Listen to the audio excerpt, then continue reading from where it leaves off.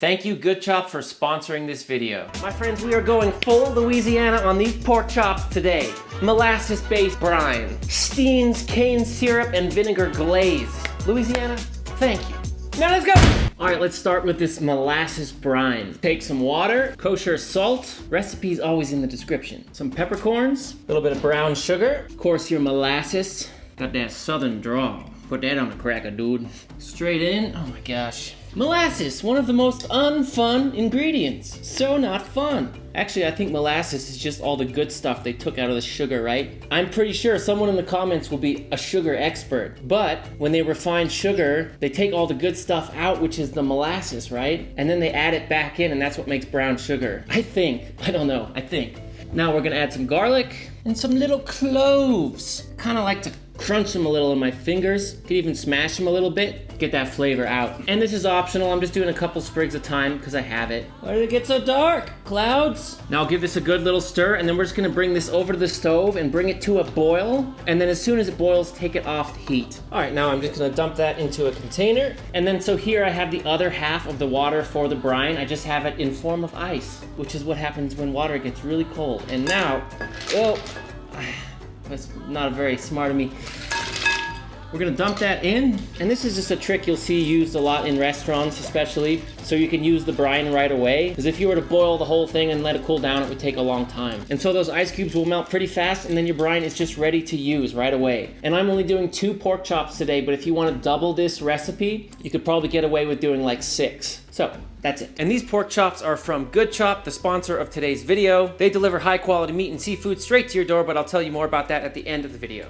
Now, how long should you brine it? This size pork chop I'm gonna do for 6 hours. If for some reason you have super thin little pork chops with no fat on them, try not to get those. But I mean, they're okay. If you have them, that's okay. Do those for like 4 hours. And if for some reason they are super thick and huge, maybe do them for 8 hours. But no more than that. This is a powerful brine. In the fridge. Okay, the time has elapsed. Woo! Let's get these babies out and let's get them. Did I say babies? Ugh. Why did I say that? All right, let's take these out and let's dry them off super well. I love the way these look after the brine. You know, one of the last cooking jobs I had was working at the Viceroy Hotel here in Snowmass, Colorado, for a chef who was from New Orleans. He worked at all the best restaurants there. And basically he made a brine and a sauce very similar to this, so that's where I got the idea. And because I ran the meat section in that restaurant, these pork chops are really just giving me, it's PTSD actually. It's like flashbacks. That was the hardest job I've ever had. I lost like, what did I do?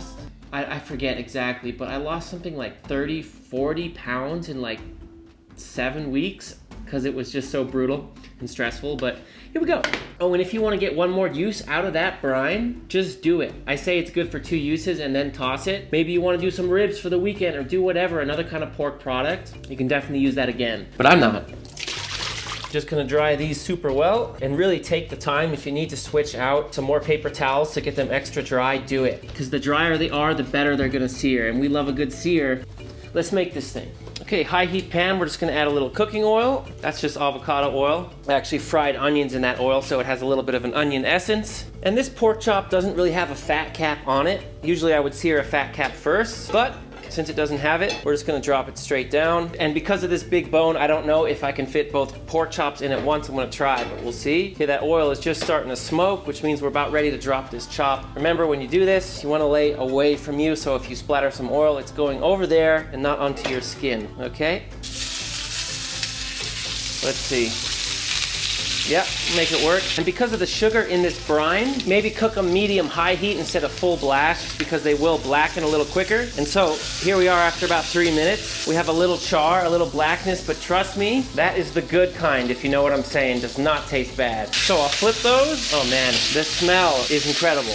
Now I'll sear for another 2 minutes, then I'm gonna turn the heat all the way down to low. And you don't need to do this, but I can't help but baste it. Basting is in my blood, okay? It really is. I love it. And when you baste and you put that butter in, don't just start scooping it on right away, right? The butter is still melting. We gotta wait for it to get to a stage where it's really foaming, and then we will baste. See that butter now, right? All foamy. Then you can tilt the pan back and just start basting. And when you baste, it can be good to concentrate on that part of the meat that's really hard to cook through. You know, that place where it's always a little underdone here on this pork chop, it will be somewhere right around here. And so we'll just baste there. We'll focus there, we'll baste everywhere, but just focus fire a little bit on those spots. Can only do it a lot of good. This is pretty cool. When I baste, the butter loads up in this little dam, and then I release the floodgates and then get back to it. And did you know you can eat pork medium rare? There are even some bold restaurants that are serving pork tartare nowadays. A little too rich for me, but I'm happy if these are a little bit pink inside. In fact, that's where I want them to be, and I'll pull these around 140 degrees Fahrenheit, and they should carry up to a perfect medium. Floodgate, and you know, if you're cooking this at home and you're freaked out for some reason, you could pull these at 145 if you want, but I wouldn't go higher than that, to be honest. And even for me,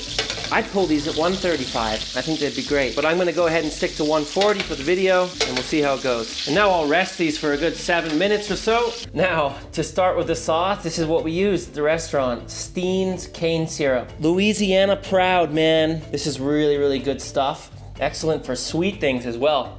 Just tasting this, I'm imagining a pecan pie made with this would be incredible. And then we have Steens cane vinegar. So that's the base of the sauce, cane vinegar and cane syrup. Now here's what you need to remember, right? This is the sweet, this is the sour, right? On my last pork chop video I did here on YouTube, this cane syrup was orange juice. This cane vinegar was balsamic vinegar. So if you can think like that, you can make any combination of sweet and sour you want. Try it out freestyle. You know, this could be honey or maple syrup, that could be sherry or apple cider vinegar, right? So just remember, sweet and sour, and freestyle how you like. Because I know a lot of you won't be able to get these ingredients. I had to order them online. And then I'm just gonna season it up with a little bit of my homemade rosemary salt. Link in the corner to that recipe right now if you want to try that, but you could also just use salt. Bunch of unsalted butter at the end, which is our fat to cut through our acid, right, our vinegar. And then we'll just hook it up with a little bit of Sergeant Gilbert reporting for duty, black pepper. Just gonna drain all the fat out of this pan. Definitely gonna save that. I'll roast some potatoes in it or whatever. That's tasty stuff. All out. And then here we go, pan on medium heat.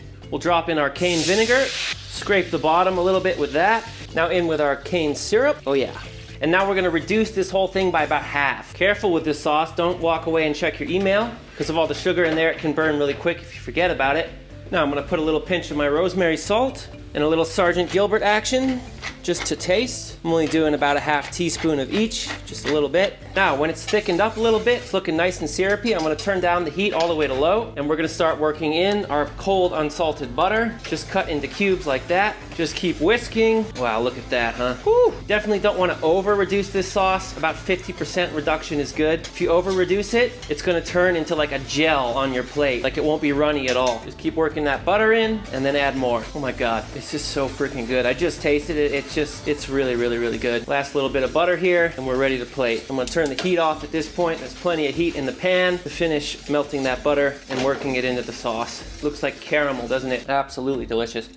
Let's pop that giant pork chop down on a plate, and then just go ahead, put on as much sauce as you like. Woo! All right. Oh, look. Now for me, that little blushing pink for pork is perfect for me. If that still freaks you out, it's all good. Oh, that is honestly absurd, man. My sauce is a little bit thick now because I just spent like the last 8 minutes trying to get a good thumbnail, but if you eat it right away, you'll be fine. Oh, John Jones, man, this is so unbelievably delicious. I hope some of you will actually order the Steens cane vinegar and syrup online so you can make it just like this because it is really good. Oh my God. Well, my friends, thank you again for hanging out with me today. And please, if you enjoyed the video, drop it a like, leave a comment if you so wish, and turn on notifications if you wanna be a psycho. I love psychos, man.